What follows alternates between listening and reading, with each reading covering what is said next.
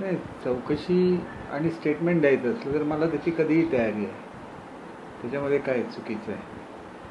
ठीक आहे, वस्तुस्थिती आहे ही मी सांगितलेली आहे आणि तीच वस्तुस्थिती आहे.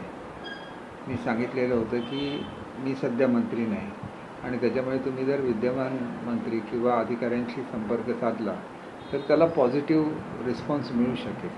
आणि जर पोलिसांना अधिक काही पाहिजे होतं तर ते माझ्याशी आणि बोलू शकले असते.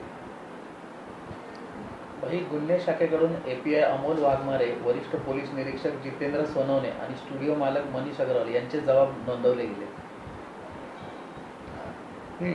जबाब बघा, जिथं पोलिसांना सहकार्याची आवश्यकता आहे तिथं प्रत्येक नागरिकांनी सहकार्य केलंच पाहिजे असं माझं स्वतःचं मत आहे. त्याच्यामुळे जे काय स्टेटमेंट आहे ते मी अवश्य देईन. घटनेदरम्यान रोहित आर्याने केसरकर यांच्याशी बोलण्याची मागणी केल्याची माहिती होती. फोन लागला नाही की बोलण्याचा नकार दिला. दोन विरोधाभासी माहितीमुळे पोलीस संभ्रमात आहेत.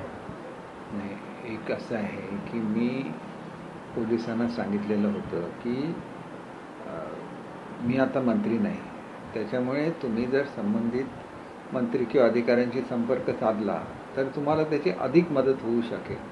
आता ह्याच्यामध्ये त्यांचं जर काय वेगळं म्हणणं असतं तर त्यांनी माझ्याशी पुन्हा संपर्क साधायला पाहिजे होता. त्यांचा जर संपर्क कोणाशी होत नसेल तर त्यांनी पुन्हा संपर्क साधायला पाहिजे होता आणि मी हे स्वतः फोन करून सांगितलं आहे त्यांना. त्याच्यामुळे त्याच्यामध्ये काही चुकीचं आहे असं मला स्वतःला वाटत नाही. कारण शेवटी मुलांना जर सुखरूप सोडवायचं असेल तर ठोस आश्वासन देण्याची आवश्यकता असते आणि ठोस आश्वासन फक्त मंत्रीच देऊ शकतात किंवा संबंधित अधिकारी देऊ शकतात. या प्रकरणाशी संबंधित अधिकारी, स्टुडिओ मालक आणि घटनेदरम्यान स्टुडिओला भेट दिलेल्या कलाकारांनाही समन्स बजावण्यात चौकशीसाठी हजर राहण्याचे आदेश दिले. नाही बघा, शेवटी असं आहे की एन्काउंटर झाला नसता तर ही सगळी चौकशी लागलीच नसती.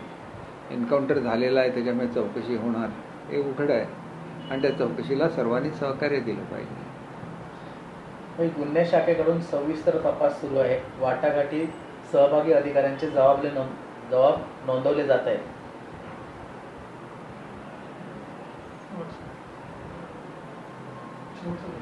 मानसिक रुग्ण होता असे कोणतेही ठोस पुरावे मिळाले नसल्याची वरिष्ठ अधिकाऱ्यांची माहिती आहे.